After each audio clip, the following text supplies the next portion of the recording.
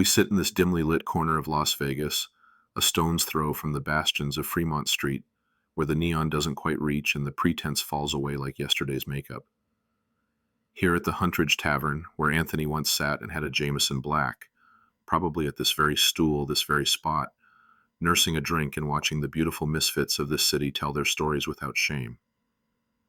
Anthony understood something the rest of us are still learning, that the most honest conversations happen in places like this.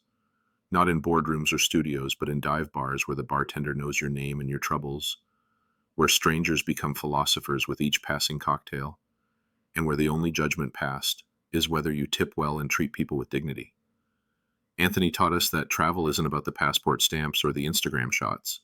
It's about sitting across from someone whose life looks nothing like yours and discovering that hunger, hope, and heartbreak taste the same in every language.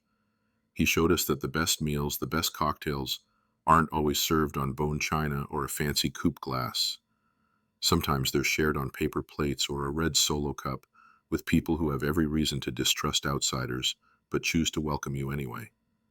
Today, as we raise our glasses in this Vegas tavern, where dreams come to die and sometimes get resurrected, we remember a man who never looked away from the complicated truth of being human.